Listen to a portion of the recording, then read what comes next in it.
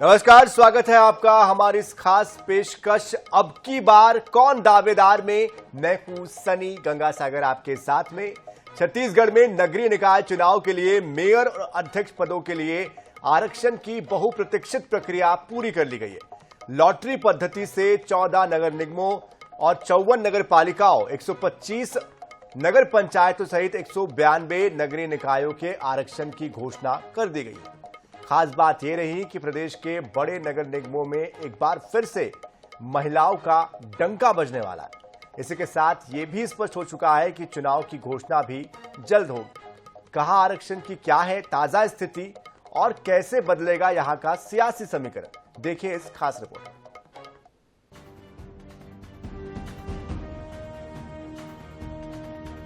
छत्तीसगढ़ में नगरीय निकाय चुनाव के लिए बिसात बज चुकी है। प्रदेश में आरक्षण की स्थिति स्पष्ट होने के बाद शहरी सत्ता के लिए उठापटक भी शुरू हो गई है। एक तरफ जहां कांग्रेस के सामने शहरी सत्ता में अपनी धमक बरकरार रखने की चुनौती है, तो वहीं नगरीय निकायों में सूखे से जूझ रही भाजपा इस बार पूरी ताकत लगाने जा रही है। पिछले चुनाव में महापौर का चयन अप्रत्यक्ष प्रणाली से हुआ था, लेकिन इस बार शहरी सत्ता में अपनी धमक बनाने दिग्गजों के चेहरे पर दांव होगा। ऐसी है नगर निगमों में आरक्षण की स्थिति। रायपुर, बिरगांव, कोरबा नगर निगम महिला सामान्य के लिए आरक्षित। भिलाई, बिलासपुर, भिलाई चरोदा ओबीसी वर्ग के लिए आरक्षित। दुर्ग नगर निगम ओबीसी महिला वर्ग के लिए आरक्षित। वैशाली और रायगढ़ नगर निगम अनुसूचित जाति महिला के लिए आरक्षित। अंबिकापुर नगर निगम अनुसूचित जनजाति वर्ग के लिए आरक्षित। राजनांदगांव, धमतरी, जगदलपुर और चिरमिरी सामान्य वर्ग के लिए आरक्षित। नगर पालिकाओं में ऐसी है आरक्षण की स्थिति। अनुसूचित जाति के लिए आरक्षित नगर पालिका अभनपुर, बागबाहरा, सारनगढ़, डोंगरगढ़, जांजगीर नैला, अकलतरा, पंडरिया। अनुसूचित जनजाति के लिए आरक्षित नगर पालिका नारायणपुर, जशपुर नगर, बलरामपुर, सुकमा, दंतेवाड़ा, बीजापुर। ओबीसी के लिए आरक्षित नगर पालिका दल्ली राजहरा, बड़े बचेली, लोरमी, कटघोरा, बेमितरा, कोंडागांव, कवर्धा, अहिवारा, मनिंद्रगढ़, सूरजपुर, कुम्हारी।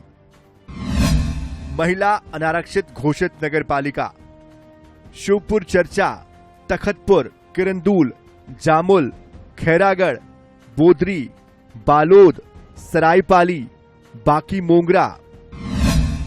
अनारक्षित घोषित नगर पालिका सक्ती, खरसिया, काकेर, चापा, रतनपुर, भाटापारा, बलौदा बाजार, मुंगेली, गरियाबंद, आरंग, महासमुंद, गोरेला, अमलेश्वर, बैकुंठपुर, रामानुजगंज। नगर पंचायतों में ऐसी है आरक्षण की स्थिति। अनुसूचित जाति के लिए 16 सीटें आरक्षित। इनमें से 5 सीटें महिलाओं के लिए आरक्षित। 20 सीटें अनुसूचित जनजाति के लिए आरक्षित।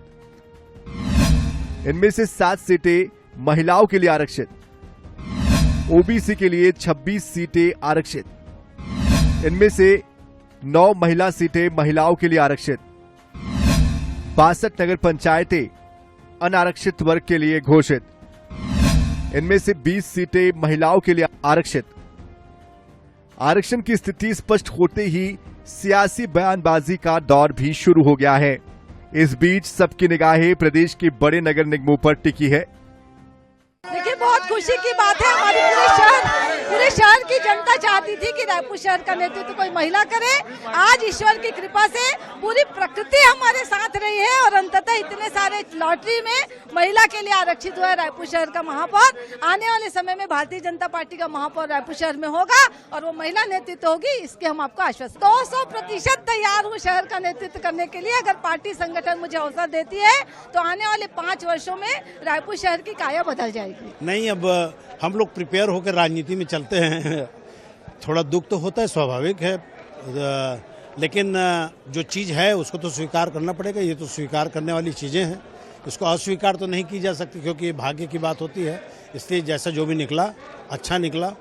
बहुत सारी अच्छी महिलाएं हमारी पार्टी में हैं, और चूंकि 3 बार नगर निगम में रायपुर में कांग्रेस का कब्जा रहा है, तो चौथी बार भी निश्चित रूप से कब्जा कांग्रेस का ही होगा, चाहे कोई भी कुछ भी कह ले।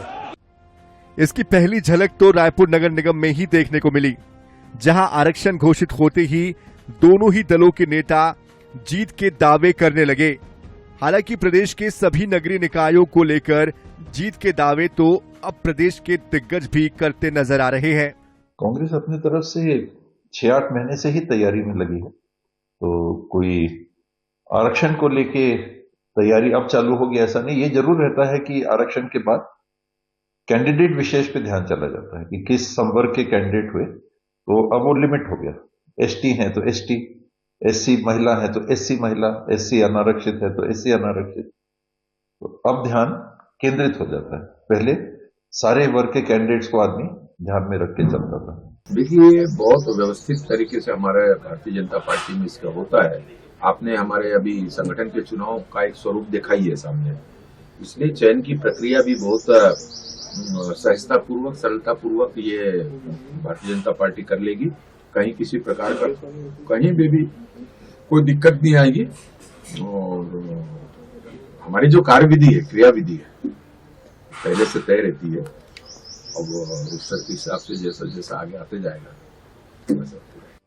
छत्तीसगढ़ में नगरीय निकाय चुनाव के लिए जल्द ही बिगुल बजने को है। ऐसे में सियासी दलों ने भी अपनी तैयारियां तेज कर दी है। माना जा रहा है कि 16 जनवरी के बाद कभी भी निकाय चुनाव की घोषणा हो सकती है।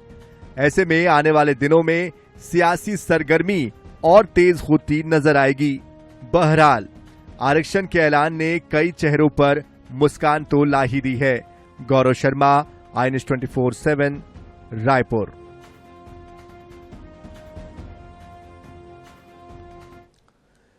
तो छत्तीसगढ़ में नगरीय निकाय चुनाव के लिए महापौर और अध्यक्षों के आरक्षण की घोषणा हो चुकी है, और आरक्षण की स्थिति सामने आने के बाद सभी नगर निगमों में दावेदार भी अब सामने आ गए हैं।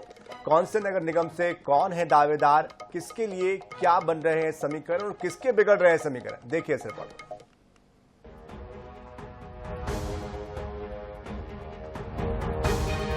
छत्तीसगढ़ में महापौर और अध्यक्षों के लिए आरक्षण की प्रक्रिया पूरी कर ली गई है। प्रदेश के कई बड़े नगरीय निकाय जहां महिलाओं के लिए आरक्षित किए गए हैं, वहीं कुछ अहम निकायों में ओबीसी और एससी वर्ग को भी प्रतिनिधित्व का अवसर मिलने जा रहा है। आरक्षण की स्थिति स्पष्ट होते ही दावेदारों ने अपनी दावेदारी भी सार्वजनिक कर दी है। कई नगर निगमों में जहां थोक में दावेदार सामने आ रहे हैं, वहीं कुछ नगर निगम ऐसे हैं जहां सियासी दलों को मजबूत उम्मीदवार की तलाश के लिए खासी मेहनत करनी होगी। किस नगरीय निकाय से कौन है दावेदार, चलिए ग्राफिक्स के जरिए समझते हैं।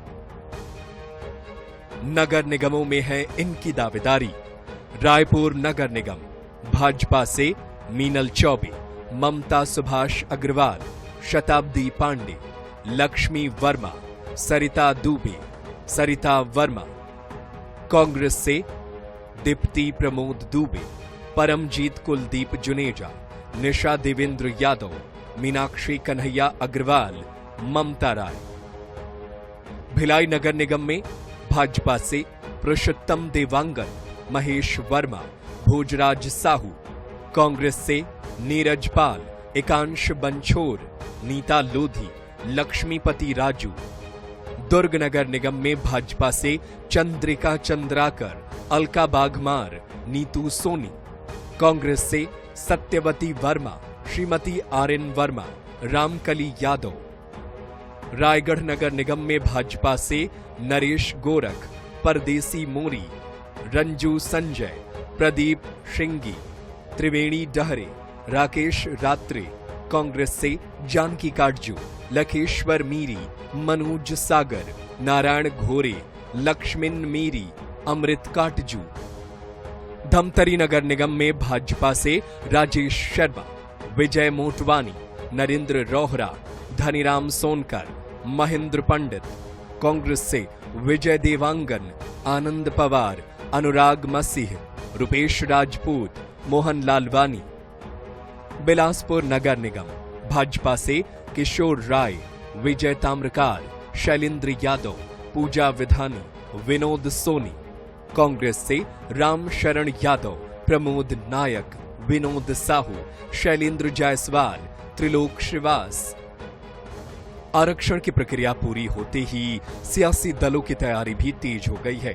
भाजपा ने निकाय चुनाव के लिए 9 जनवरी को बड़ी बैठक बुलाई है।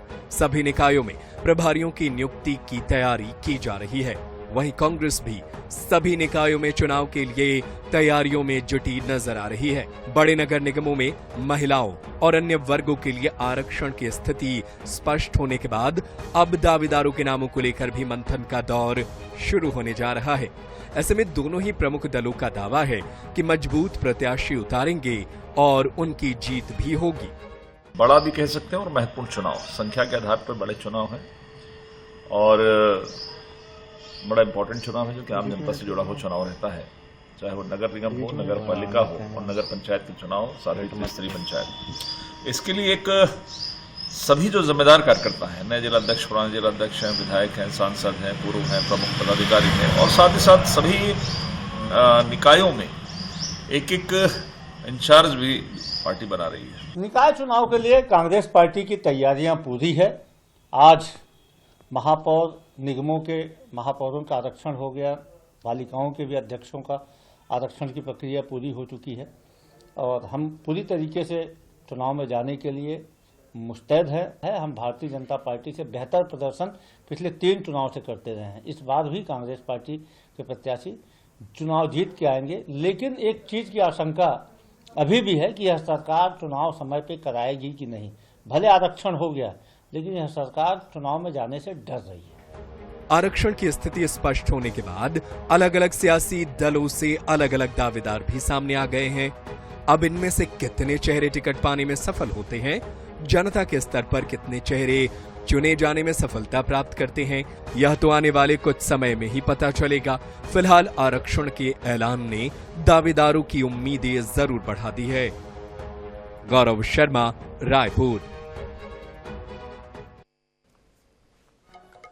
तो नगरीय निकाय चुनाव में आरक्षण की स्थिति स्पष्ट होते ही महापौर और अध्यक्ष पद के दावेदार अब सक्रिय हो गए हैं। इस बीच एक बार फिर से सबकी निगाहें प्रदेश के सबसे बड़े नगर निगम यानी कि राजधानी रायपुर पर टिक गई है। आखिर क्या है रायपुर में सियासी समीकरण? महिला अनारक्षित करने की घोषणा से कौन से ऐसे चेहरे हैं जो कि खिल उठे हैं और किन चेहरों में मायूसी छाई हुई है? देखिए इस खास रिपोर्ट।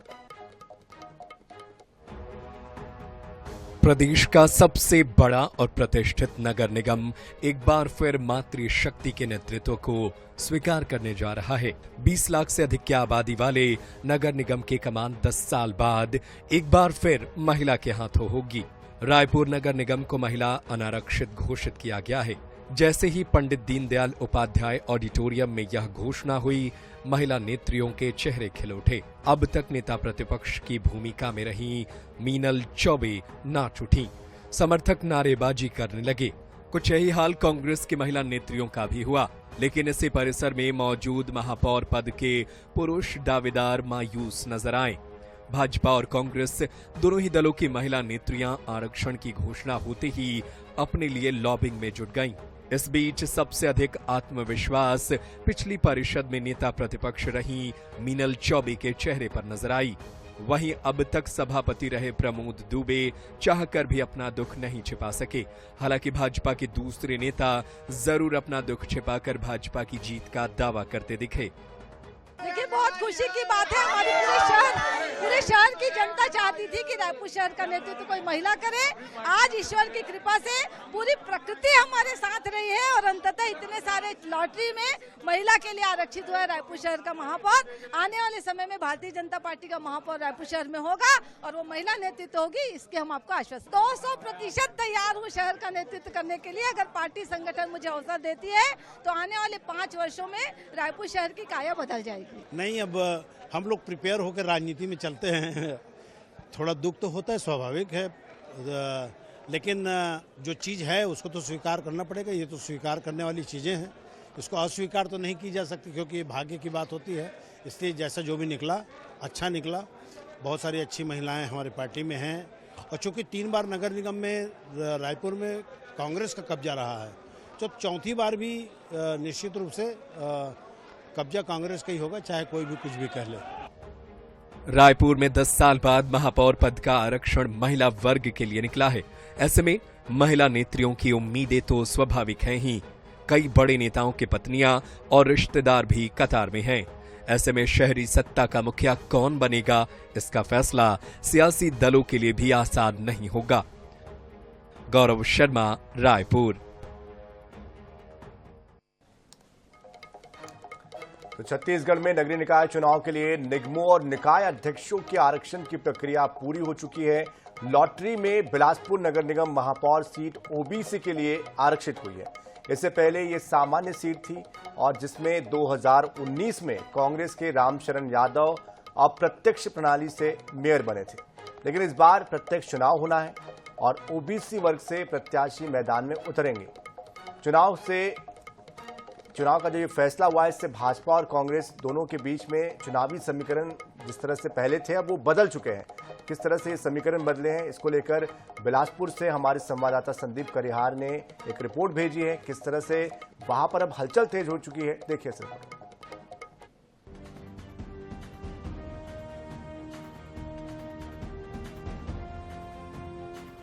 नगर निगम महापौर आरक्षण में ओबीसी के लिए सीट आरक्षित होने की घोषणा पर पूर्व महापौर रामशरण यादव ने आईएनएस 24/7 से कहा कि मैं 1994 से निकाय चुनाव की राजनीति में सक्रिय प्रतिनिधि की भूमिका में हूं। मैं निगम की राजनीति से नजदीकी से वाकिफ हूं। मैंने अपने कार्यकाल में अभूतपूर्व विकास कार्य किए जो अब तक के इतिहास में कभी नहीं हुए। मुझे संगठन से अवसर मिलेगा तो चुनाव जरूर लड़ूंगा। पहली बात तो यह मेरे लिए कोई नया नहीं है। मैं लंबे समय से 1995 से लगातार नगर निगम की राजनीति कर रहा हूं।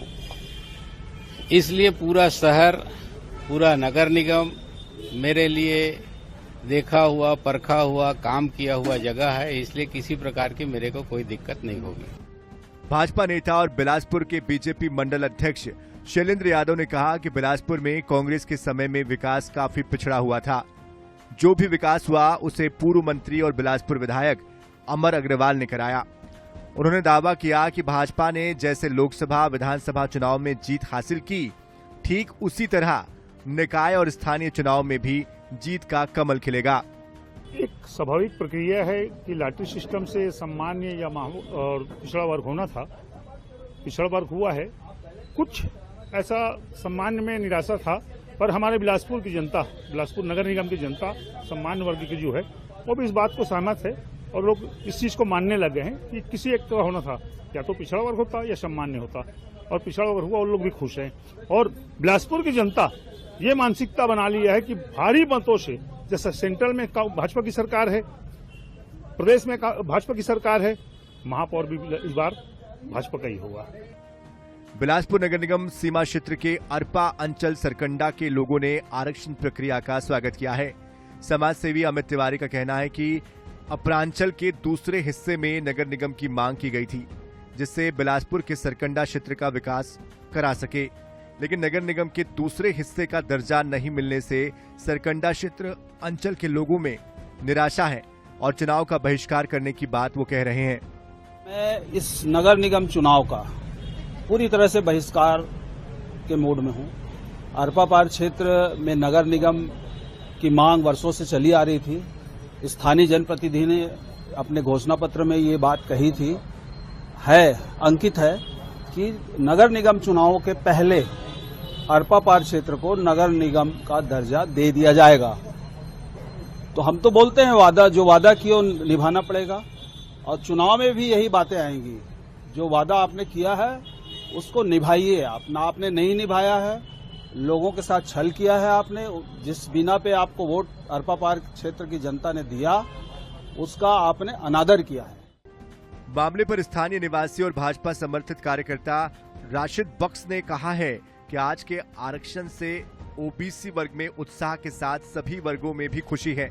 भाजपा के प्रति लोगों में भरोसा है और विश्वास है। जीत का कमल खिलाने लोग अब चुनाव की तारीखों का इंतजार कर रहे हैं। जैसा कि हमारी सरकार ने कहा था कि हम जहां जहां 50% से अधिक ओबीसी की जनसंख्या होगी उस अनुपात में हम ओबीसी के लिए आरक्षण देंगे। उसी के तहत आज बिलासपुर नगर निगम जो है वो ओबीसी हुआ है, जिसके लिए हम अपनी सरकार का धन्यवाद देता हूं। और इस ओबीसी के आरक्षण आने के बाद बिलासपुर में ओबीसीओं में बहुत खुशी की लहर है। साथ ही साथ सभी लोगों में खुशी है कि ओबीसी को उसकी जनसंख्या के अनुपात में बिलासपुर में उनका प्रतिनिधित्व मिलने जा रहा है। बिलासपुर निगम में 70 वार्ड है। नगरीय निकाय चुनाव में 33% आरक्षण महिलाओं के लिए निर्धारित है, जिसमें अब तक के आरक्षण की स्थिति में साल 2009 में महिला अनारक्षित रही है। 2014 में अन्य पिछड़ा वर्ग के लिए 2019 में अप्रत्यक्ष चुनाव में अनारक्षित रहा है, जो कि 2025 के आरक्षण में बिलासपुर नगर निगम महापौर का आरक्षण ओबीसी के लिए आरक्षित हुआ है। इस बार इसका फायदा किसे मिलता है, ये भविष्य के गर्भ में है। बिलासपुर से संदीप करिहार की रिपोर्ट, आई न्यूज़ 24/7।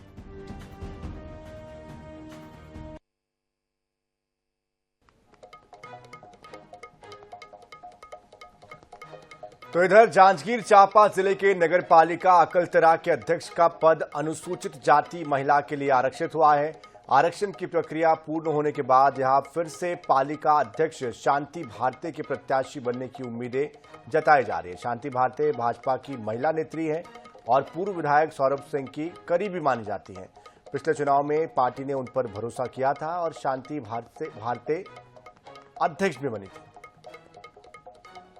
नगरीय निकायों के आरक्षण की लंबे समय से प्रतीक्षा हो रही थी और आज जो है आरक्षण की प्रक्रिया पूरी हुई है। जांजगीर चांपा जिले में 3 नगर पालिका क्षेत्र आते हैं। अकलतरा नगर पालिका क्षेत्र जो है वहां अनुसूचित जाति महिला के लिए सीट जो है इस बार आरक्षित हुई है। हमारे साथ यहाँ के अध्यक्ष हैं जो 5 साल तक अपना कार्यकाल चला चुकी हैं और फिर से अनुसूचित जाति महिला के लिए सीट आरक्षित हुई है। क्या कहेंगे, एक प्रकार से आपको फिर से एक बार मौका मिल सकता है?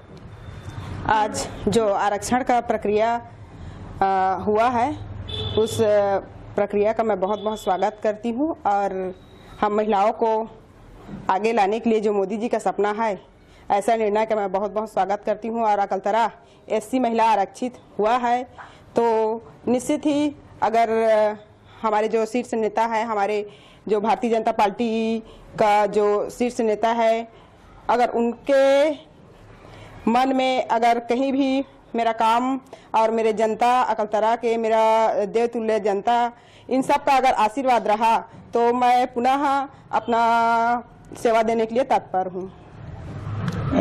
5 सालों का कार्यकाल आपने बहुत बखूबी निभाया है। कुछ काम भी हुए हैं, हो सकता है कुछ काम ऐसे भी रहे हों जो आपके प्लान में रहे हों और ना हो पाए हों। अगर फिर मौका मिलता है तो ऐसे कोई प्लान, कोई प्रोग्राम?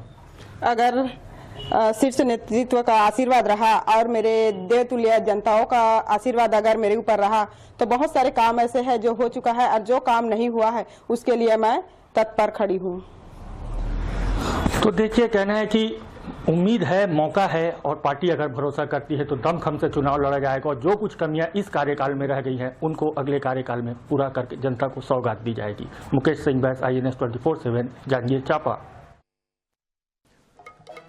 तो अब की बार कौन है दावेदार, अब ये तस्वीर धीरे धीरे साफ होगी और सभी को इंतजार है उन तारीखों का जब ये चुनाव होंगे और तब जाकर और ज्यादा स्पष्ट हो पाएगा कि कौन किसके आमने सामने। इंतजार हमको भी है, इंतजार आपको भी है और इस खबर पर लगातार हमारी अपडेट भी बनी हुई है। तो कहीं मत जाइए, हमारे साथ बने रहिए। फिलहाल रुक रहे छोटे से ब्रेक के लिए। ताजा खबरों के लिए, अपडेट्स के लिए देखते रहिए INS 24/7। नमस्कार।